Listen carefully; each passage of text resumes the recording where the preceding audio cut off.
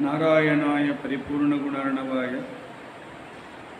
विश्वोदयस्थितिलयोन्नियतिप्रदाय ज्ञानप्रदाय विबुधासुरसौख्यदुःख सत्कारणाय वितताय नमो नमस्ते। अभ्रमं भङ्गरहितम् अजडं विमलं सदा आनन्दतीर्थमतुलं भजेत श्रेयापरम्। भवति यदनुभावादेनं कोऽपि वाग्मी जडमतिरपि जन्तुर्जायते प्रज्ञमौलिः सकलवचनचेतो देवता भारती सा मम वचसि निधत्तां सन्निधिं मानते।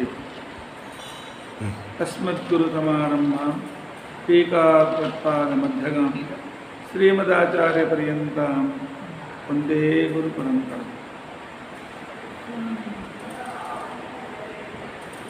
विद्यायां विबुधाचार्यं वेदज्ञानाब्धिचन्दिरं दुर्मतध्वान्तमार्ताण्डं सत्यध्यानमुनिं भजे। 50 वर्षपर्यन्तं सततं रामपूजकः श्रीसत्यप्रमोदगुरुराट् भासतां नो विलम्बः। बन्धुस्त्वं गुरुरिष्टदैवतमिति त्वत्पादपङ्केरुहं प्राप्तं मां परिपालयेति सततं याचे निबद्धाञ्जलिः। चित्तं मत्कुणदोषचिन्तनविदो नूनं मनन्मा कृताः श्रीसत्यात्मगुरो त्वदङ्घ्रियुगलं हित्वा न मे सद्गतिः।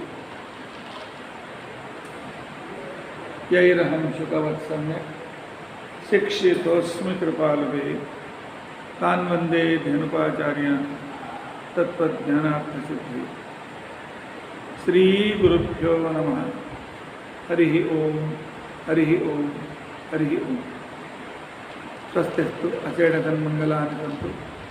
श्लोकैकश्रवणपठनमात्रेण वक्तुश्च श्रोतॄणां निखिलकलिकृतकल्मषापनोदनकुटुतले धर्माद्यखिलपुरुषार्थसाधनीभूते अद्य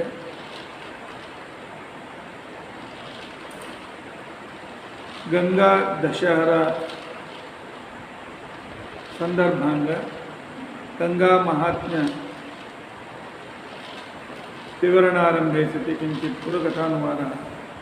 हरिः ओम हरिः ओम हरिः ओम।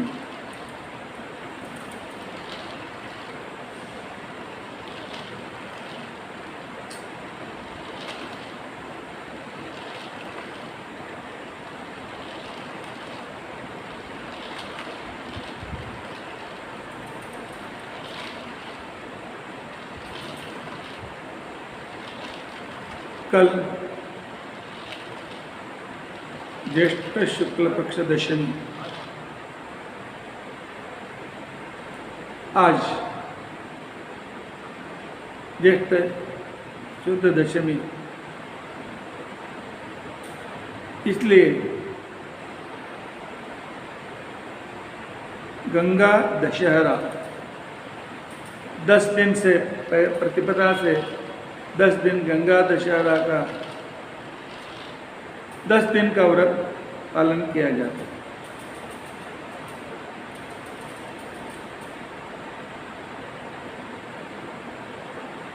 और संस्कृत में कहा गया है गीता और गंगा ये भारत की विशिष्टता है।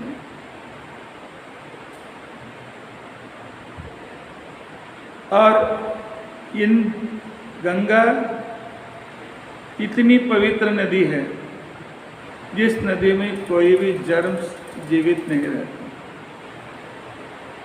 भगवान का भारत देश के लिए भगवान का, इसलिए गंगा और गीता भारत के दोनों विशिष्टताएं हैं। गंगा हमारे पाप को दूर करती है, गीता हमारे पुण्य की वृद्धि करती है और भारतीयों के जीवन को और जो भी यहाँ आते हैं उन सब के जीवन को उन्नत करती है। तो पद्म पुराण के 60वें अध्याय में गंगा के बारे में कहा गया। गंगा यह एक जड़ पानी नहीं है। गंगा के हर एक बिंदु, हर एक कण ये भगवान के स्वरूप है, भगवान के स्वरूप है। उसका एक बिंदु भगवान का तीर्थ है और चरणामृत है, भगवान का चरणामृत है। यह भाग्य में प्राप्त हुआ है, लेकिन हम पापी हैं। गटर को उसमें छोड़ देते हैं, फैक्ट्री के गंदे को छोड़ते हैं, क्योंकि आधुनिक भारत के हम नास्तिक लोग कैसे हैं, भगवान की दी हुई को भी बिगाड़ करके अपने दुख को, पाप को, आ बैल मुझे मार, इस तरह हम उसके लिए, उस कहावत के लिए हम भारतीय आज बहुत श्रेष्ठ उदाहरण है। जमीन को गंदा करो, पानी को गंदा करो, हवा को गंदा करो, आकाश को गंदा करो, उसमें हम माहिर हैं। नहीं, भगवान की देन को सुरक्षित रखना बहुत अत्यंत आवश्यक है। गंगा नदी की महिमा इतनी है, गंगेति स्मरणादेव क्षयं यान्ति च पातकम्। गंगा के स्मरण से ही हमारे पाप दूर हो जाते हैं। कीर्तनादति पापानि दर्शनात् गुरुकल्पनम गुरुकल्मषम। और गंगा गंगा इस तरह जोर से बोलने से बड़े बड़े पाप दूर हो जाते हैं। उसका दर्शन करने से ब्रह्म हत्यादि महापाप दूर हो जाते हैं। स्नानात् पानाच्च जाह्नव्यम पितॄणाम तर्पणास्तथा। पितरों के तर्पण से, उसमें स्नान करने से, उसके स्नान करने से और गंगा में पितृतर्पण करने से महापातक वृंदाने क्षयम यान्ति दिने दिने। अनजान में हुए हमारे सभी पापों को गंगा रोज अनेक करोड़ों पापों को वह क्षमा कर देती है, नाश कर देती है। अग्निना दह्यते तूलम। कपास के थोड़ी आग लग गई, कपास के गट्ठे जल जाते हैं। और सूखा हुआ तृण भी, घास भी आग लगते फटाफट जल जाते हैं। उसी तरह गंगा जल स्पर्शनात्, गंगा जल के स्पर्शन से पुंसाम पापम दहेत क्षण, हमारे सभी पापों को वह दूर करती है। इतनी एक विशिष्टता इस गंगा में है। तो आवाज आ रही। और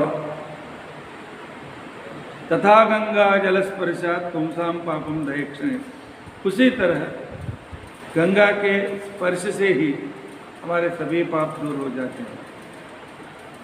संप्राप्नोति अक्षयम स्वर्गम, इतना ही नहीं, उत्तम गति को हम प्राप्त करते हैं। गंगा स्नानेन केशव यतो राज्यम लभेत पुण्यम स्वर्गम चापि परां गतिम। गंगा की सेवा से राज्य भी मिलते हैं, स्वर्ग भी मिलता है। इसलिए पद्म पुराण के दूसरे भाग में यह भी कहा गया है, विष्णु पादाग्र संभूते गंगे त्रिपथगामिनी। ये गंगा तो भगवान विष्णु के पाद से उत्पन्न हुई है। धर्म द्रवेति विख्याते पापम में हर जानवी। तुम्हारा हर एक कण हमारे धार्मिक प्रवृत्ति को उन्नत करने वाले हैं, श्रेष्ठ करने वाले हैं। इसलिए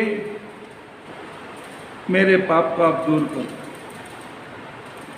विष्णुपाद प्रसूतासी वैष्णवी विष्णु पूजिता, भगवान के पैर से तो उत्पन्न हुई है, विष्णु भक्त तुम हो और अनेक लोग तुम्हारी पूजा करते हैं, आप भी तुम विष्णु की आप पूजा करती हो।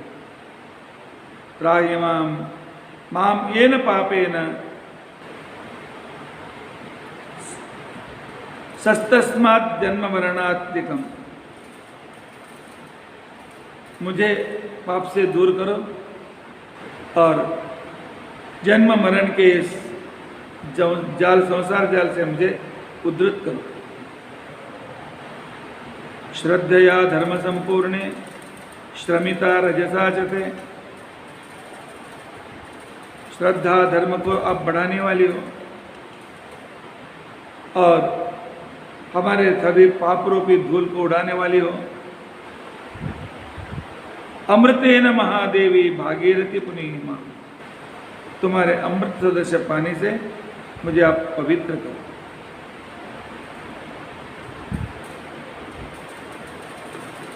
पद्म पुराण कहता है, मंत्रश्चायम ओम नमो गंगायै, ओम नमो गंगायै विश्वरूपिण्यै नारायण्यै नमो नमः। इस तरह भगवान ने कहा, गंगा का यह मंत्र आप जाप करो, सभी पापों से मुक्त होकर सभी दुख दूर हो जाते हैं। एक बार फिर आप सुन लो, कल आज गंगा दशहरा के दिन 10 बार 108 बार इस मंत्र का जप करो, नहीं तो 54 बार तो करो, नहीं तो 28 बार करो। ओम नमो गंगायै विश्वरूपिण्यै नारायण्यै नमो नमः, अथवा श्री नमो गंगायै विश्वरूपिण्यै नारायण्यै नमो नमः। श्री गंगा नमो गंगायै विश्वरूपिण्यै नारायण्यै नमो नमः। श्री नमो गंगायै विश्वरूपिण्यै नारायण्यै नमो नमः। सिर्फ कल के गंगा दशहरा के दिन ही नहीं, पूरी जिंदगी में रोज इसका जप करते रहो। हमारे अज्ञान से अनेक पाप होते रहते हैं, सभी दूर हो जाते हैं। इतना ही नहीं, शारीरिक मानसिक बौद्धिक सभी तरह के पाप इससे दूर हो जाते हैं। अरे हम तो मुंबई में हैं, कोई चिंता नहीं। गंगा गंगेति यो ब्रूयात् योजनानां चतैरपि, 100 योजन अर्थात 600 से 1200 मील तक दूर रहने वाला व्यक्ति भी गंगा गंगा इस तरह जो बोलता है, वह सभी पापों से मुक्त हो जाता है। और गंगा की उत्पत्ति के बारे में श्रीमद् भागवत हमारे सामने इस तरह अपना वर्णन कहता है। वैसे तो मूल भागवत पढ़ने के लिए समय नहीं है, इसलिए उसका अनुवाद आपके गद्य के रूप में है। इसे भागवत के 5वें स्कंद में भागीरथी गद्य ऐसा बोलते हैं।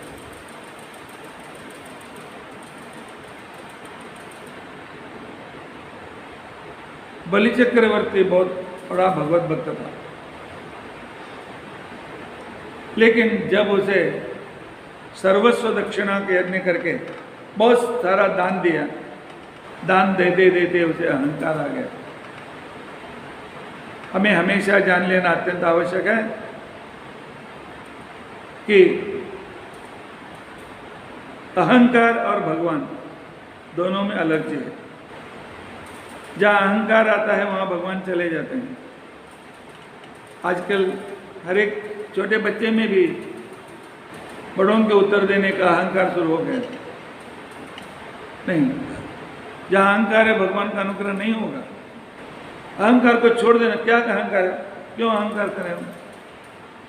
क्यों हम ईगो हमारा पालन करें?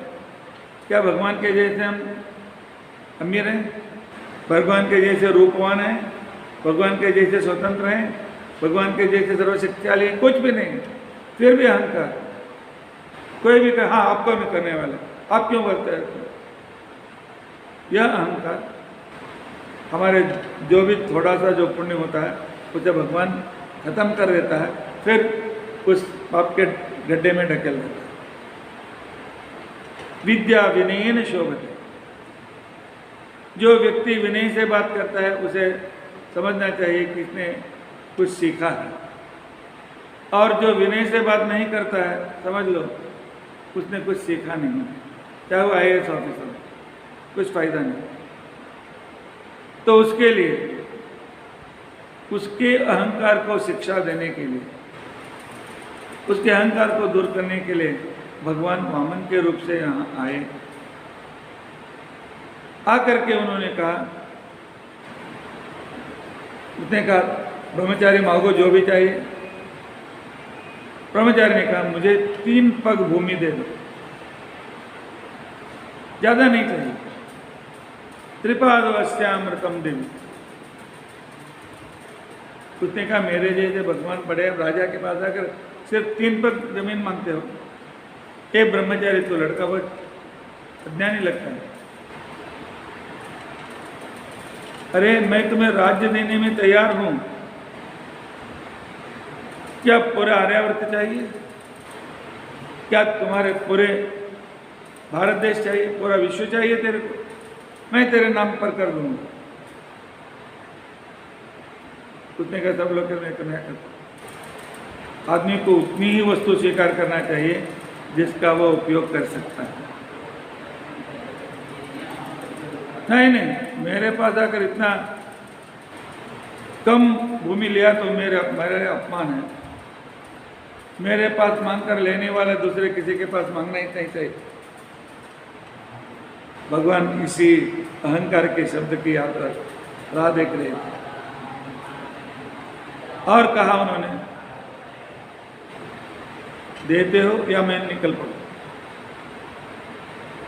तब उन्होंने संकल्प किया, 3 पग भूमि दे दी आपको।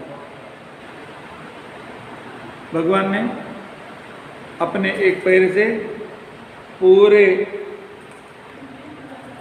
अतल वितल सुतल तलातल सातल पाताल तक व्यापित उसका पैर व्यापित होगा। त्रिविक्रम अवतार उन्होंने लिया। जमीन पर पैर, आकाश के ऊपर उसका सिर पर। दूसरे पैर जब उन्होंने ऊपर किया, ऊपर करने के बाद यह जो पूरा ब्रह्मांड है उसकी रक्षा के लिए, इस पृथ्वी की रक्षा के लिए एक जाड़ा आवरण है पूरा, जैसे नारियल के ऊपर आवरण रहता है। नारियल का तो ऊपर का आवरण इतना ही छोटा, इतना ही पतला रहता है। वह 50,000 करोड़ योजन, 50,000 करोड़ योजन इतना विस्तृत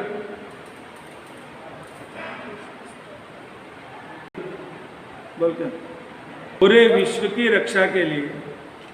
जैसे नारियल के ऊपर या फणस के ऊपर जाड़ा आवरण होता है, उस तरह पूरे विश्व के ऊपर भी आवरण है। उसे कहते हैं ब्रह्मांड कटाह। कटाह मतलब घड़ा, अंदर ब्रह्मांड, उसके ऊपर घड़े का आवरण। और वह कितना बड़ा होगा? 50,000 करोड़ योजन। 1 योजन 12 मील, 50,000 करोड़ गुणिले इतना बड़ा आवरण है। स्वयं भागवत वर्णन करता है भगवान हम पर कितनी कृपा करते हैं। ऊपर रहने वाले रजोगुण, तमोगुण और बहुत फोर्स से आने वाली हवा और वहाँ से पानी से हम पीड़ा न हो, इसलिए भगवान ने इसकी सृष्टि की। जब भगवान का लेफ्ट पर अपना बायां पैर, दाहिना नहीं, बायां पैर जब ऊपर तक विस्तृत हो गया, उस ब्रह्मांड कटाह को थोड़ा सा लग गया। लेकिन भगवान का पैर इतना कठोर था तथा एकदम कोमल भी है, लेकिन उसकी शक्ति बढ़ना कटाह धारण कर नहीं सकती। ब्रह्मांड कटाह में छेद हो गया। वहाँ से शुद्ध पानी नीचे से उस छेद के ऊंचे से पानी नीचे रिसने लगी, रिसते रिसते और भगवान के पैर को धो करके तो सत्यलोक, उसको लोग तपोलोक, जनोलोक, सुवर महरलोक, सुवरलोक, इस तरह उतरते उतरते मेरु पर्वत के ऊपर गिरी और एक धारा हिमालय की ओर आई। वही धारा हिंदुस्तान में गंगा के रूप में बहने लगी। उस निर्मल पानी कैसा था? त्रिविक्रम के पाद कमल, कमल के बीच में केसर रहते हैं, उस केसर के जैसे वह पानी शुरू में लाल कलर की थी।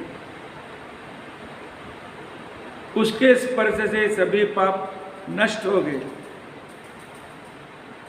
उस समय उसको किसी का कोई सा नाम नहीं था, इसके लिए उसका नाम पड़ा भगवत पदी। भगवान के पैर से उत्पन्न होने वाले भगवत पदी, ऐसा नाम उसे पड़ा। उसके बाद 1000 युग, 1000 युग के बाद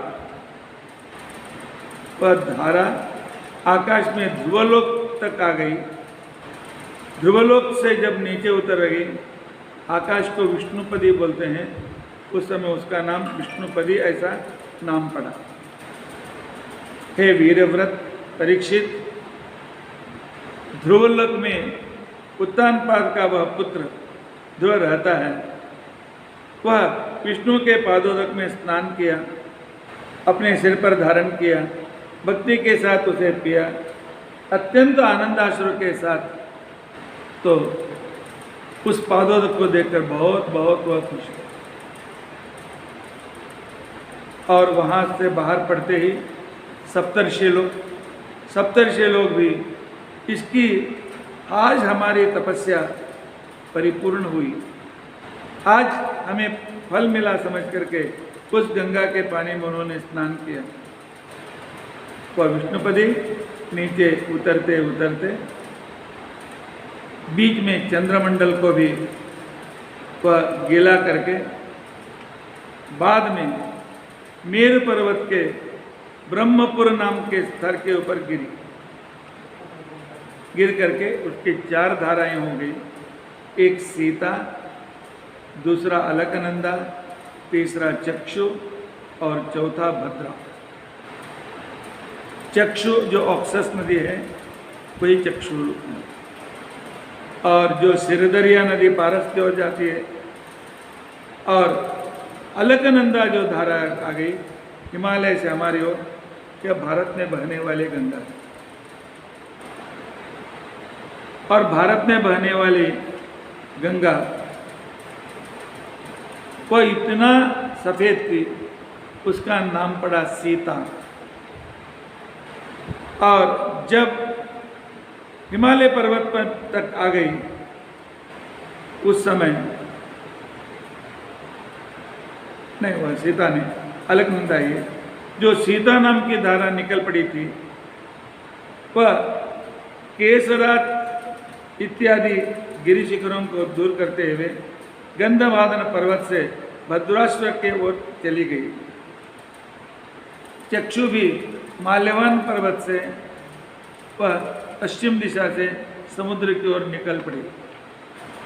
जो अलकनंदा थी, वह अलकनंदा भारत की ओर आकर के हेमकूट पर्वत, हेमकूट के शिखर से नीचे उतर करके भूमि पर जब आ गई, गाम गता गंगा इस तरह नाम पड़ा। लेकिन अलकनंदा का मतलब मालूम क्या अर्थ क्या है? अलक का मतलब होता है बाल। हवा चलते समय जैसे स्त्रियों के बाल, आजकल पुरुष भी बहुत बड़े बड़े छोड़ते हैं, बात अलग है, बाल जैसे उड़ते हैं, इस तरह अनेक धाराओं में वह गंगा बहने लगी। तो बहते समय उसे अलकनंदा इस तरह नाम पड़ा। जब भूमि को आते गंगा का नाम उसे प्राप्त होता है। यह भूमि पर आने के लिए भी एक कथा अपने आप नहीं आई, इसके पीछे एक महान व्यक्ति की तपस्या थी। और कौन व्यक्ति था? सूर्यवंश में सगर नाम का एक राजा हुआ।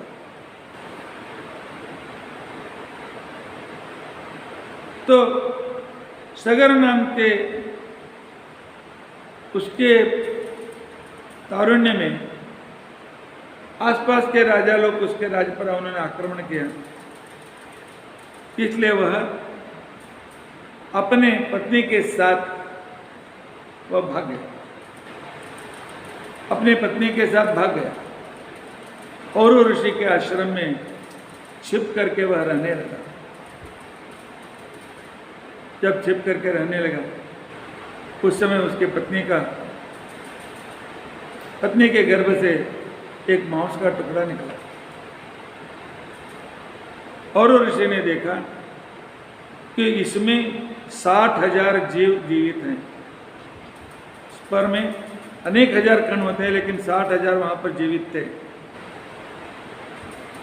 उन्होंने एम्ब्रियोनिक थ्योरी से अलग अलग करके 60,000 टेस्ट ट्यूब में उन्हें रखा।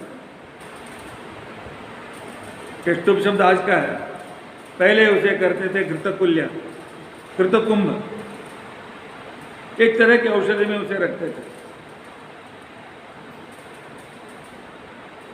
और दूसरा एक लड़का, दूसरी पत्नी से एक लड़का हुआ अंशुमान। अंशुमान ने कहा मुझे राज्य में कोई इंटरेस्ट नहीं है, तो तपस्या को जाता हूं, जब मेरी आवश्यकता पड़ेगी आप मुझे बुलाइए।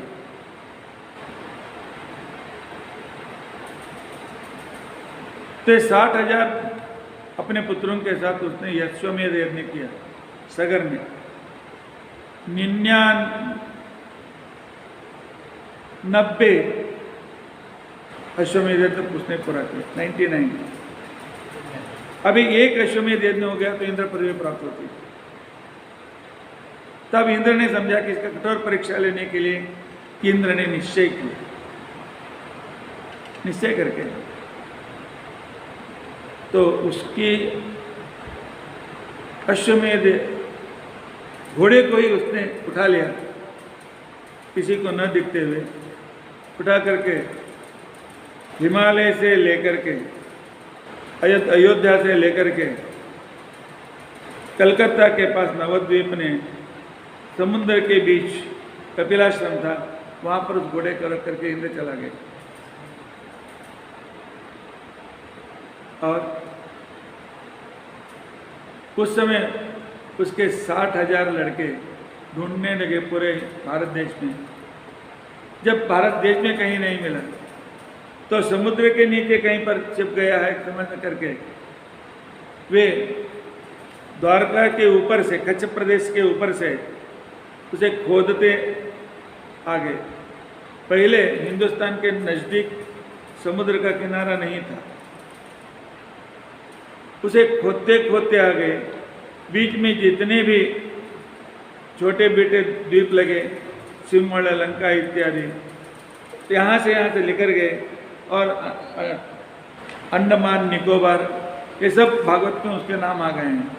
उनके द्वारा वे फिर बंगाल उपसागर से ऊपर तक ऐसा यू टर्न लगा करके जमीन को खोदते खोदते गए।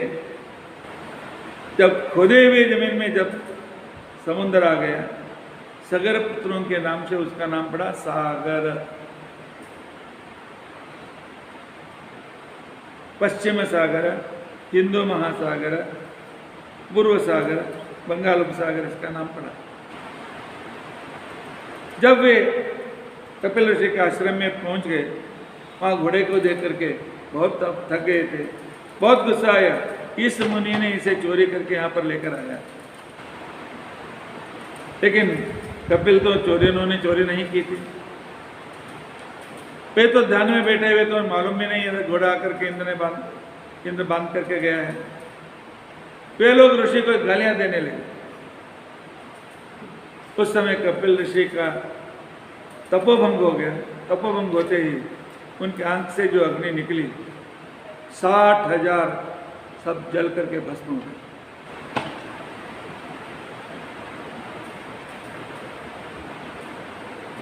वापस लौटे नहीं। तब सगर ने अपने तपस्या को गए पुत्र अंशुमान को बुलाया और बुला करके उसे ढूंढने के लिए कहा। वह इस समुद्र के मार्ग से आकर के कपिल ऋषि के आश्रम जो नवद्वीप में है, यहाँ पर गंगा पद्मा के नाम से बहती है, तो वहाँ पर गए और ऋषि से पूछा, यहाँ पर कोई ऐसे 60,000 लोग आए। तो उन्होंने देखा, वो भस्मी की राशि देखते हो, वही तुम्हारे भाई उनका। पर आगे मुझे उठाया, मुझे मालूम नहीं था। आंख की अग्नि से जल गई। मैंने कहा उनका उद्धार कैसे करूं? उनको तो जीवित आपके हिसाब से मर गए, जीवित तो नहीं कर सकता हूं, लेकिन मेरे भाई हैं, उनका मैं उद्धार करना चाहता हूं। तब उन्होंने कहा देखो, हिमालय की गंगा को यहाँ तक लेके आओ। एक गाड़ी को लेके उन्हें गंगा की धारा को, तो अंशुमान कोशिश करता रहा, कर्णक प्रयाग तक उसे लेकर आया। तब तक उसकी मृत्यु हो गई। वहां तक जो गंगा आ गई, उसने उसका छोटी सी धारा लेकर आया और उसको प्रवाह को भी थोड़ा आहिस्ते आहिस्ते आगे ढकलता रहा। इसके लिए उसका नाम पड़ा मंदाकिनी, मंद प्रवाह वाली। तब तक उसका देहांत हो गया। उसके बाद उसका लड़का दिलीप, उसने अपनी जिंदगी भर कोशिश की हिमालय को काट करके गंगा को लेकर आना है, और हिमालय का कड़े पत्थर का नहीं है, छोटे छोटे लाइमस्टोन का वह पर्वत है। धारा को लेते लेते हुए रुद्रप्रयाग तक लेके आया। तब तक उसकी भी उम्र खत्म हो गई। उसका पुत्र था भगीरथ।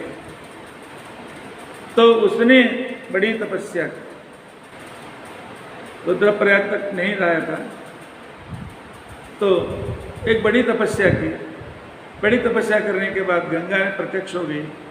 गंगा ने कहा, देवी नहीं तो आने के लिए तैयार हो, लेकिन मेरा प्रवाह इतना जोर से है, उसे धारण करने के लिए किसी महान व्यक्ति को तैयार करो। तब उन्होंने शंकर की आराधना की। शंकर ने कहा ठीक है, मेरे जटा पर उसे उसकी धारा ले लेता हूं, जितना चाहिए उतने में छोड़ देता हूं। तो उस समय जब गंगा अहंकार से शंकर जी के सिर पर गिरी, तो उसके जटा में लुप्त हो गई। उसने प्रार्थना करने के बाद थोड़ी सी धारा को उन्होंने छोड़ दिया। तो वहां तक भगीरथ ने दूसरा काम किया, गंगोत्री से एक लाइन गंगा लेके आया, और अलकनंदा और गंगोत्री की धारा दोनों देवप्रयाग में उस दोनों मिल जाते हैं। जब देवप्रयाग में मिलते हैं तो वहां से उसका नाम पड़ा भागीरथी। क्यों? भगीरथ के प्रयत्न से वह वहां तक देवप्रयाग तक आ गया। बाद में ऋषिकेश, हरिद्वार, वहां से उसका नाम पड़ा गंगा। गाम गता, गाम जमीन पर या गंगा आ गई, इसका नाम पड़ा गंगा। जब वह आगे बढ़ी, वारणा और असे दो नदी मिले, इसके लिए उस गांव का नाम पड़ा वाराणसी। तो वहां से होते हुए वह चंबल घाटी में, बिहार और यूपी के बॉर्डर चंबल घाटी से जब गुजर रही थे, बीच में जनु ऋषि का आश्रम था। गंगा ने अपने प्रवाह से उसे उड़ा दिया।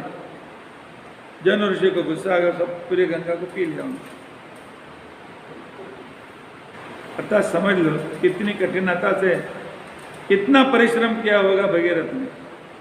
बाद में उसने जन्नू ऋषि की प्रार्थना करने पर उन्होंने अपने दाहिने कान से उसकी धारा छोड़ दी। वहाँ से उसका नाम पड़ा जाह्नवी। आगे जब बढ़ती है, कलकत्ता के पास आकर के वह जोर से हुंकार करते हुए आगे बढ़ती है, जोर के प्रवाह से। इसके लिए नाम पड़ा हुंकारी अर्थात हुगली, इस तरह नाम पड़ा। बाद में 9 धाराओं से वह समुद्र में, पीछे देखो तो मेरा,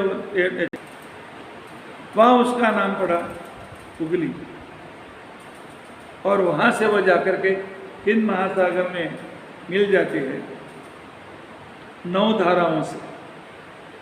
9 धारा, एक धारा के दूसरे धारा के बीच में जो जगह हो गई वह कमल के पंखुड़ियों के जैसे वह धारा वहाँ समय दिखाती है, इसके लिए उसका नाम पड़ा पद्मा। कितने नाम हो गए?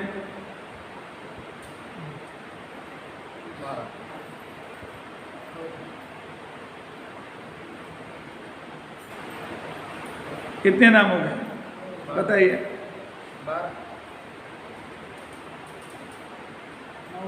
भगवतपदी, विष्णुपदी और अलकनंदा, मंदाकिनी, भागीरथी, गंगा, जाह्नवी, हुगली, पद्मा। एक बार हर एक मनुष्य को जिंदगी में एक बार एक काम करना चाहिए। अलकनंदा बद्री से लेकर के उसी मार्ग से यात्रा करते करते करते फिर वाराणसी, बाद में बिहार के जाह्नवी, वहाँ से कलकत्ता वहाँ तक यात्रा करो। भगीरथ की जो इंजीनियरिंग, इतनी बड़ी नदी को यहाँ तक लाने का जो आपको इम्पोर्टेंट मालूम होता है, इसलिए यह भागीरथी तो हमारे लिए बहुत श्रेष्ठ है। वह भागीरथी इस दशमी के दिन ही व्यक्त हो गई, और इस गंगा पर असंख्य लोगों ने लिखा। एक आंध्र प्रदेश का बड़ा विद्वान था, उसका नाम था पेद्दा भट्ट। कन्नड़ में पेद्द का अर्थ दूसरा अलग होता है, लेकिन तेलुगु में पेद्द मतलब श्रेष्ठ। पेद्दा भट्ट बहुत बड़ा श्रेष्ठ विद्वान। उसके घर में एक अद्भुत बालक का जन्म हो गया। बाद में उसे मालूम पड़ता है कि यह श्रेष्ठ होने वाला है, उसके लिए उन्होंने उसका नाम रखा जगन्नाथ।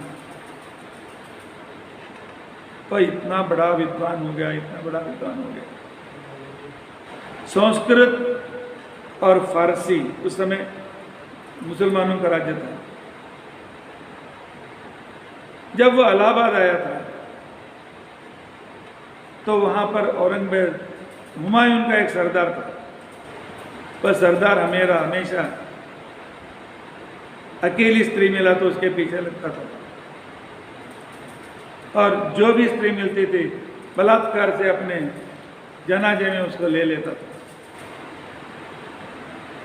एक बाल विधवा अत्यंत सुंदर थी, उसको वह सरदार ने देखा, अपनी ओर लगाने की उसने कोशिश की, लेकिन वह भाग गई। लेकिन बाद में उसने उससे फंसाने के लिए हुमायूं के दरबार में, हुमायूं का दरबार अनेक जगह पर थे, तो वहाँ पर काजियों के सामने रखा, इसने एक किसी व्यक्ति के अपने पति की हत्या इसने की है, इसको मृत्यु दंड देना चाहिए। और उससे कहा इससे बचना चाहती है तो मेरे जनाजे में आ जाओ। उसने कहा मैं मरने के लिए तैयार हूँ, लेकिन मैं अपने को अशुद्ध नहीं करने वाली हूँ। जब जगन्नाथ को मालूम हुआ, जगन्नाथ में फारसी भाषा में उस समय के हुमायूं के उन काजियों के कोर्ट में वाद विवाद करके यह निरपराधिनी है, सेनापति अपराधी है, उसको दंड दो। केस जीता। इसकी विद्वत्ता को देख करके हुमायूं को ना बड़ा पंडित एक बार मेरे यहाँ आना चाहिए। उसने उससे कहा, पंडित तुम जितना चाहते हो मैं उतना तुम्हें दूंगा, आ जाओ मेरे दरबार में। जगन्नाथ ने हुमायूं को लेटर लिखा, पत्र भेजा, दिल्लीश्वरो व जगदीश्वर।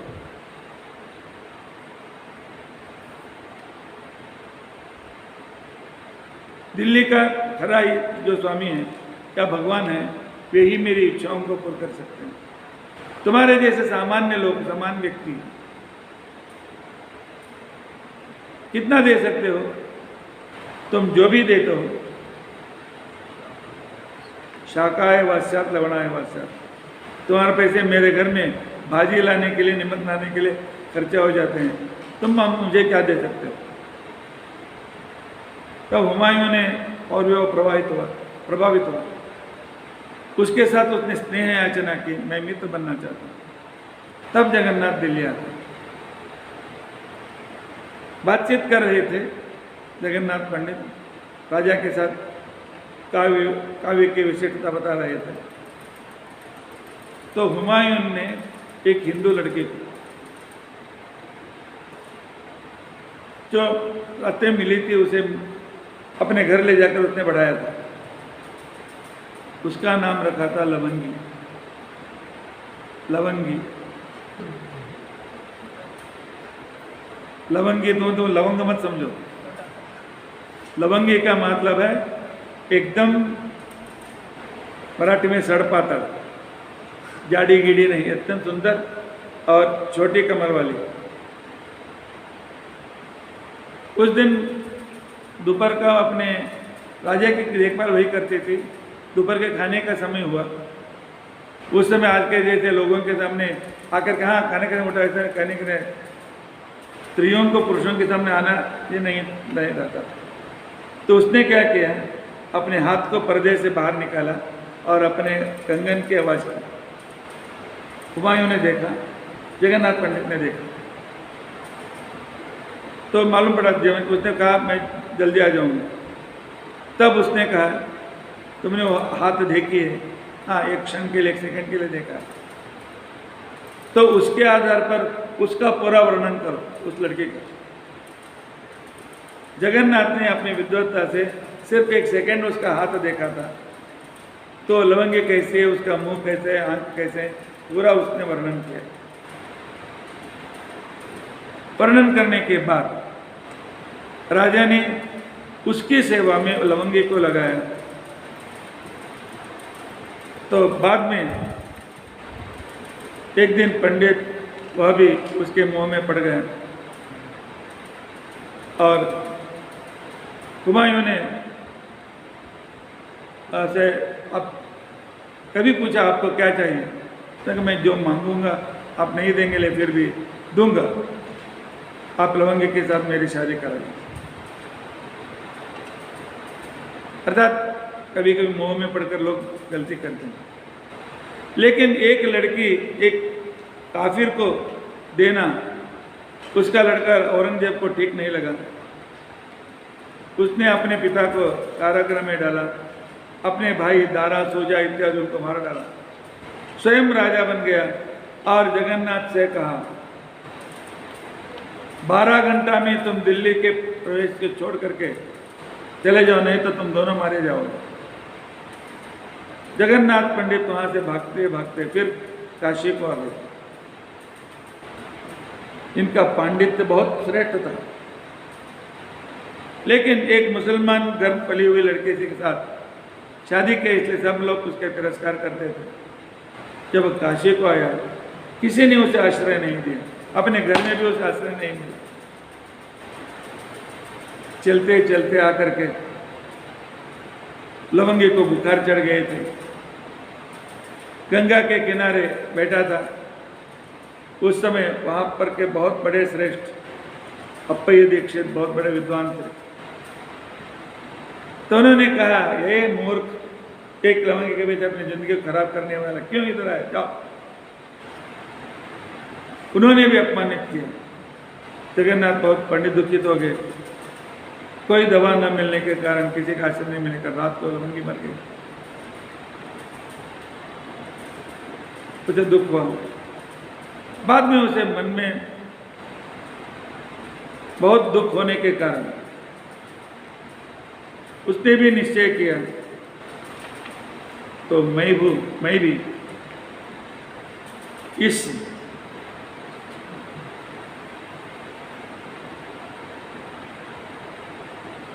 गंगा में अपना शरीर समर्पण कर दूंगा और आत्महत्या कर दूंगा। इस तरह उन्होंने निश्चय किया। निश्चय करके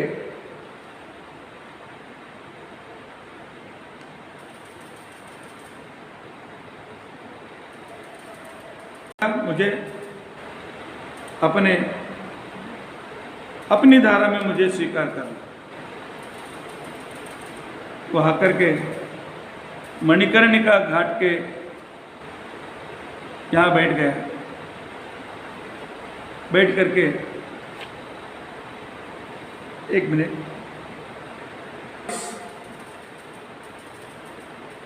मणिकर्णिका घाट में तो क्या जिने से जिना 40 जिना हैं, सीढ़ियाँ 40 सीढ़ियाँ हैं। तो 40 सीढ़ी के नीचे गंगा। वह श्लोक करने लगा। एक एक श्लोक के बाद एक एक सीढ़ी गंगा चढ़ते ऊपर आ रही थी। उसमें से कुछ श्लोक आपके सामने मैं रखना चाहता हूँ।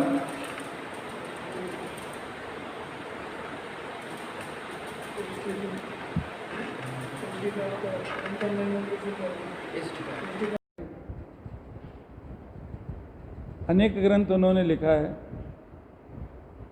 श्रृंगार लहरी, वैराग्य लहरी और अनेक व्याकरण के भी ग्रंथ बहुत बड़े बड़े लिखे हैं। जगन्नाथ पंडित गंगा का वर्णन इस तरह वे करते हैं।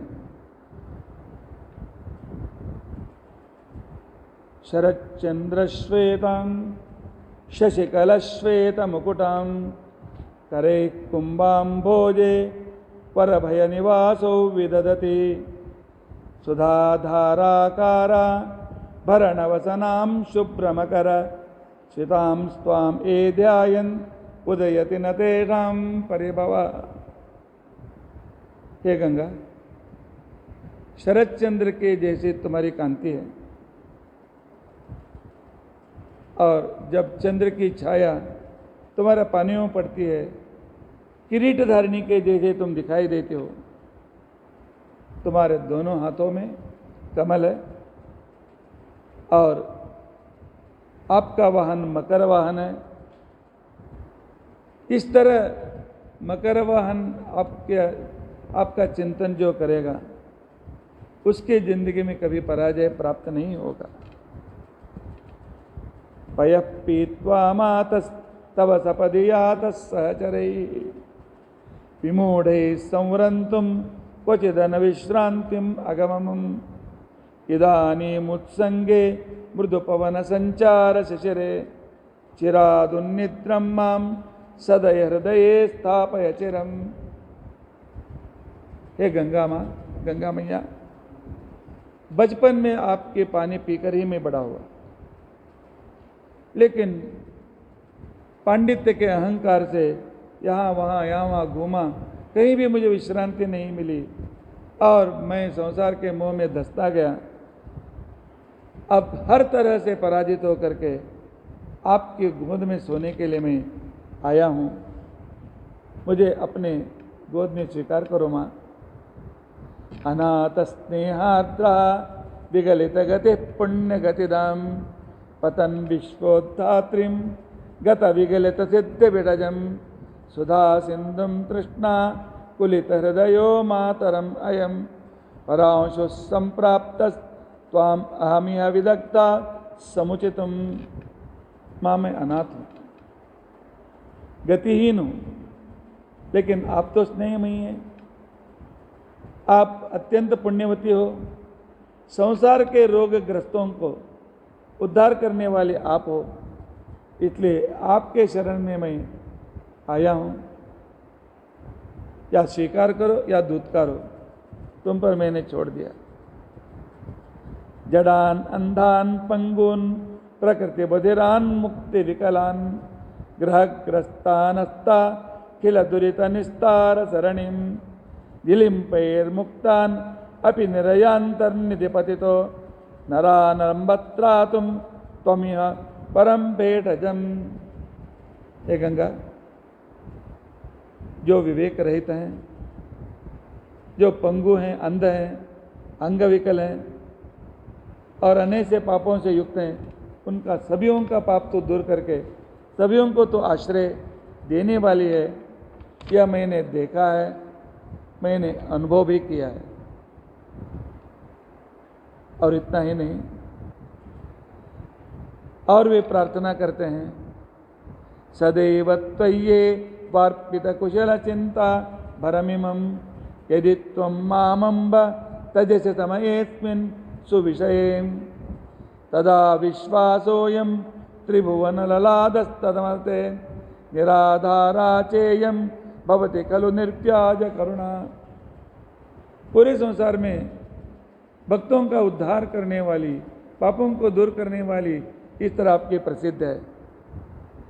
आज मैं पूरी तरह से आपके शरण में मैं आ चुका हूँ। इस समय में भी तुम मेरा उद्धार नहीं करोगे तो लोगों का तुम पर विश्वास उड़ जाएगा, आपके पास कोई नहीं आएंगे, इसलिए मेरा उद्धार करो। मैं दोषी हूँ, लेकिन आपकी कीर्ति की रक्षा के लिए तो आप मेरा उद्धार करो। तवा लंबादंब स्फुरद लघुवर्गेण सहसा मया सर्वे वज्ञा शरणिमतनीता सुरगणा। तुम्हारे आश्रय से ही मैंने पूरा अपमान सहन किया है, लोगों का तिरस्कार सहन किया है। इदानीम औदास्यम यदि भजसी भागीरथि तब तदा निराधारो हारो दिमि कथय केशाम यह पुरा। आज अभी भी तुम्हारे शरण में मैं आ गया हूँ, अभी इस समय में भी आप मेरी रक्षा नहीं करेंगे या मुझे स्वीकार नहीं करेंगे तो मैं किसके सामने जाकर के मेरे इस दुख की गाथा में बताऊं। इस तरह जब वे श्लोक बोल रहे थे, उस समय गंगा के जोर की धारा अपने 50वीं तो सीढ़ी पर आ गए और जगन्नाथ को अपने धारा के साथ लेकर चले गए। अर्थात इसकी रचना के उस समय वहाँ पर रहने वाले सुना था, लिख करके रखा। आज भी लोग कहते हैं पंचगंगा घाट में जाकर गए तो मध्य रात्रि में आज भी तवा लंबा दम्बा, यह श्लोक मैंने अभी कहा, यह श्लोक सदैव त्वय्ये नहीं, तवा लंबादंब स्फुरद लघुवर्गेण सहसा, यह श्लोक आज भी मध्य रात्रि में वहां पर गूंजता रहता है। इस तरह लोग कहते हैं। इस तरह भागीरथी की विशिष्टता है। इसी बीच में वाल्मीकि रामायण में भी गंगाष्टक लिखा हुआ है। माता शैलसुता सपत्नी वसुधा श्रृंगार हारावली स्वर्गारोहण वैजयन्ति भवतीं भागीरथीं प्रार्थये त्वत्तीरे वसतस्त्वदम्ब विभतस्त्वद्दीजेषु प्रेङ्कयन् त्वन्नाम स्मर तत्तदस्तर्पितदचा स्यान्मे शरीरं व्ययः। हे माँ भागीरथी, आप शंकर के सिर से फिर भूमि की ओर आ गई हैं। मैं आपके ही किनारे में रहता हूँ, आपके ही पानी को पीता हूँ, यही स्नान करता हूँ, आपका ही नामस्मरण करता हूँ। इसलिए आपका दर्शन मुझे देकर मुझे उद्धृत कीजिए। और जब मैं आपका नाम लेते ही आपके किनारे में जब मर जाऊंगा, उस समय कौवे आकर मेरे शव को नोचेंगे, कुत्ते आकर मेरे खांस खाएंगे। कम से कम उस समय अपनी धारा से मुझे अंतर लेकर के मेरा उद्धार आप करो। इस तरह प्रार्थना करते हैं। काकैर निष्कुचितम स्वभिक्कवलितम गोया गोमायुभिर्लुंठितम स्रोतोभिश्चलितम तटाम्बुलुलितम वीची भरामदोलितम दिव्य स्त्रीकरचारुचामरमृत संविज्य मानः कदा प्रक्षेहम परमेश्वरी त्रिपदगे भागीरथी सम्मुपुः। क्या पहले मुझे ले लो, नहीं तो कम से कम मरने के बाद मुझे ले लो। उत्तरादि मठ के परंपरा में एक बहुत बड़े भगवत भक्त, अत्यंत महाविद्वान, श्रेष्ठ कवि, श्रेष्ठ व्याकरणाचार्य एक स्वामी जी हो गए। उनका नाम था सत्य धर्म तीर्थ। उन्होंने भी गंगा लहरी इस तरह लिखा है। जगन्नाथ के गंगा लहरी श्रृंगार रस से परिपूर्ण हो तो 28 श्लोक में उन्होंने एक आध्यात्मिक अर्थों से भरा हुआ गंगा लहरी की रचना की है। पूरे कहने के लिए समय नहीं है, पहला और अंतिम श्लोक मैं यहाँ बता रहा हूँ। जले पीते पीते मनसि शुचित्वं जनकजा अभिरामे रामे मतिरिति भवेस्मिन्नपि भवेत् सुमूर्धन्ये मार्दन् अनिमिषमनो अनिशवुषोऽभिभर्ति च यः ससोमे सोमे सत् अविकुलललामे यदभरत्। हे पवित्र गंगा, तुम्हारे पानी पीने से पवित्रता आती है। सिर्फ पवित्रता नहीं, तुम्हें लांग करके जो श्री रामचंद्र चित्रकूट को गए, उस श्री रामचंद्र के पाद कमलों में भक्ति बढ़ती है आपकी उपासना से। क्योंकि आपको शंकर जी ने अपने सिर पर धारण किया। सिर धारण किया इसलिए वे अनन्य राम भक्त हो गए। इसलिए उन्होंने जब सती देवी ने, पार्वती जी ने जब उनसे पूछा मुझे एक श्रेष्ठ मंत्र का उपदेश दो, तो शंकर जी उपदेश देते हैं राम रामेति रामेति रमे रामे मनोरमे सहस्र नाम तत्तुल्यम राम नाम वरानने। उनके सिर पर गंगा आ गई इसलिए राम भक्त बन गए। मैं आपके किनारे पर रह करके आपकी सेवा करता हूँ, आपका नाम लेता हूँ, कम से कम भगवान के श्री रामचंद्र के भक्त मुझे बनाओ। अंतिम श्लोक है नवानुप्रासो यत् सुपद पदवीनापि चरसो नवालंकारोस्याम फणिरितिघाणि ततमां तथापीयं यच्चिरि हरिचरणजा स्तोत्र लहरी छलात्याज्ञाभ्यां व्याख्यायति विरचितेस्तु रुचिता। आपको बहुत लोगों ने आपकी स्तोत्र की है। जब तुम आप समुद्र में मिलती हैं उस समय तुम क्यों दुखी होते हो? क्या जन्नू आपके पास आकर के इस तरह तुम घबरा जाती हो, या अगस्त मुझे पी लेगा इस तरह घबरा गई हो? आपको कोई सुखा नहीं सकता, तो इसलिए समुद्र ने तुम्हें आलिंगन दे करके सदा के लिए तुम्हें अवकाश दिया है। हे माँ, मैंने आपकी दास जो स्तोत्र किया है, मैं तो वेदांत का विद्वान हूँ, मुझे साहित्य मालूम नहीं है। कहते हैं बहुत बड़े साहित्य थे, अलग था। मेरे स्तोत्र में काव्य के बड़े बड़े अनुप्रास भी नहीं हैं। यहाँ पर कोई नवरस का विवरण नहीं है। अनेक अलग अलग अलंकारों से भी मैंने इन श्लोकों को अलंकृत नहीं किया है, अर्थात हर एक श्लोक में श्रेष्ठ रस अलंकार सब है, लेकिन विनय से कहते हैं। तथापि यम, फिर भी मैं भगवान का भक्त हूँ, तुम भगवान के चरण से निकली हो, इसलिए मेरे स्तोत्र को स्वीकार करो, मुझ पर अनुग्रह करो। इस तरह जगन्नाथ पंडित भी विशेष रूप से उनका वर्णन करते रहते हैं। इतना ही नहीं, गंगा के बारे में मैं सुनाने के लिए बैठूं तो कम से कम 1 साल लगेगा। इस तरह इतना बड़ा साहित्य गंगा नदी के ऊपर आई है। इसलिए आप सभी कल गंगा की पूजा करिए और उस पानी को प्रोक्षण कर लीजिए। पहले गणपति की प्रार्थना कीजिए या पूजा कीजिए।